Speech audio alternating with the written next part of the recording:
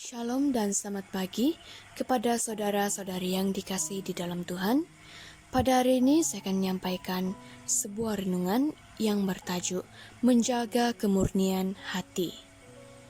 Ayat inti dalam Amsal 4 ayat 23. Jagalah hatimu dengan segala kewaspadaan, kerana dari situlah terpancar kehidupan. Hati adalah pusat dari setiap hal yang kita rasakan. Kerana dari hati kita bisa merasakan suka dan duka, serta dari hati pula kita bisa timbul segala niat jahat. Inilah yang dialami Kain. Melihat korban persembahan Hebel diterima oleh Tuhan, hati Kain menjadi sangat panas dan mukanya muram dalam Kejadian 4 ayat 5.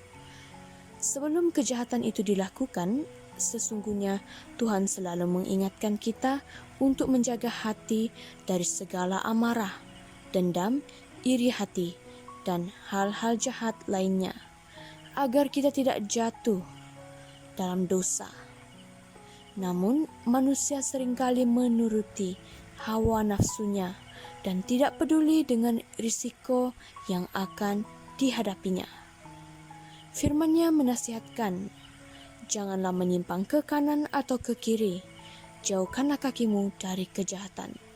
Amsal 4 ayat 27.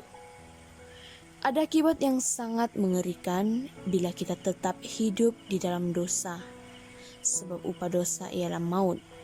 Roma 6 ayat 23. Bagaimana kita bisa menjaga hati agar tetap kudus dan benar di hadapan Tuhan? Ketahuilah bahwa tidak ada yang bisa mengubah karakter manusia selain Tuhan dan dorongan dari diri kita sendiri untuk mau dibentuk sesuai kehendak Tuhan.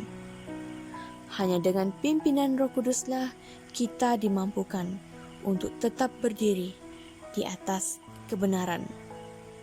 Oleh kerana itu, bukalah hati dan undanglah Roh Kudus untuk menjadi Tuhan dalam kehidupan kita.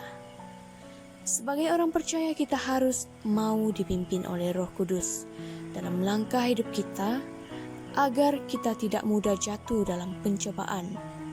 Seperti tertulis dalam Galatia 5 ayat 16, hiduplah oleh Roh, maka kamu tidak akan menuruti keinginan daging. Merenungkan firman-Nya dan taat melakukan adalah langkah awal penyerahan hati untuk dibentuk menjadi emas yang murni.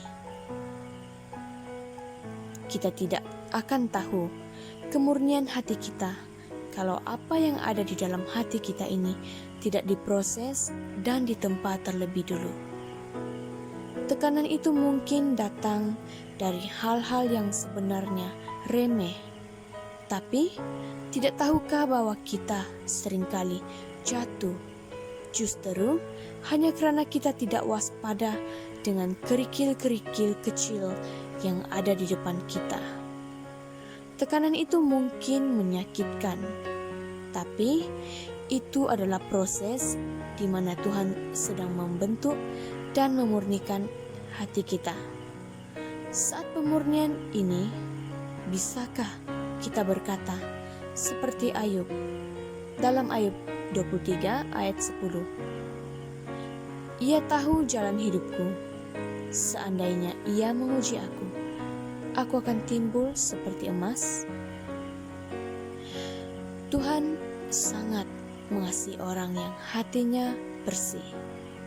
Baiklah, kiranya renungan ini akan dapat menjadi berkat kepada kita semua. Terima kasih, semoga Tuhan memberkati.